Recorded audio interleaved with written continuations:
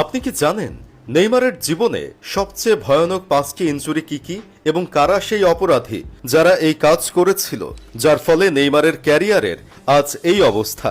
Neymar junior career জুড়ে দুর্দান্ত সব গোল, অ্যাসিস্ট, স্কিল ড্রিবলিং এর জাদু দেখালেও তার ক্যারিয়ারে এমন সব ভয়ানক ট্যাকেলের শিকার হতে হয়েছিল যার ব্যাপারে বিস্তারিত জানবো আজ। নেইমারের ক্যারিয়ারের সবচেয়ে বড় ইনজুরি আঘাত হানে ক্যারিয়ারের শুরুর দিকেই। নেইমার তখন ব্রাজিলের পোস্টার বয়, দায়িত্ব নিতে শুরু করেছেন দলের। তাকে রেট করা হচ্ছে ব্রাজিলের নেক্সট সুপারস্টার হিসাবে। বলছি ব্রাজিলের ঘরের মাঠের বিশ্বকাপ 2014 সময়কার কথা।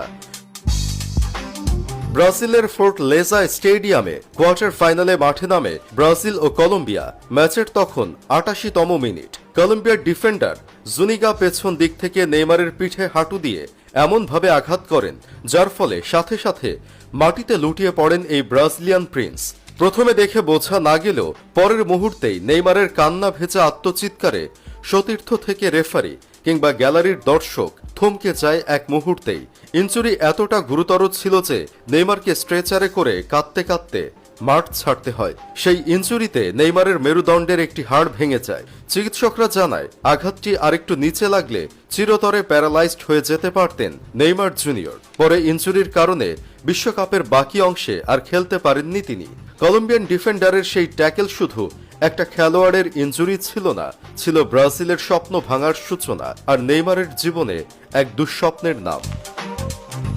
লিগ ওয়ানের ক্লাসিকো ম্যাচে পিএসজি মুখোমুখি হয় মার্সেইয়ের। মার্সেই ডার্বি মানে বাড়তি উত্তেজনা হলেও 2017 সালে তা রূপ নেয় রণক্ষেত্রে।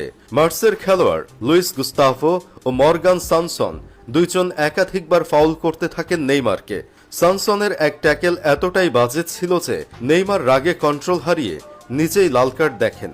নেইমারের ডান পায়ের গোড়ালিতে বেশ জোরে লাথি দেয় মার্সের খেলোয়াড়, যার জন্য ম্যাচ শেষে তাকে বরফ দিয়ে গোড়ালি বাঁধতে হয়েছিল।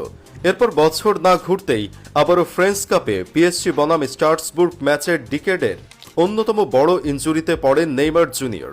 ম্যাচে নেইমারকে একাধিকবার টার্গেট করে ফাউল করা হয়। সবচেয়ে বাজে ফাউল করেন মোতাজ জেমজেমি। আগের ইনজুরিতে পড়া একই ডান পায়ের উপরে আবারও ট্যাকেল পড়ে নেইমারের, যার জন্য লিগামেন্ট ছিঁড়ে যাওয়ায় মাঠ ছাড়তে হয় নেইমার জুনিয়রকে। নেইমার মানে যেমন জাদুকরী স্পর্শ, এক মুহূর্তেই খেলা বদলে দেওয়ার ক্ষমতা, কিন্তু সেই মুগ্ধতা ছাপিয়ে নেইমারের ক্যারিয়ার যেন হয়ে দাঁড়িয়েছে আঘাত, যন্ত্রণা আর প্রতিপক্ষের হিংস্র ট্যাকেলের গল্প।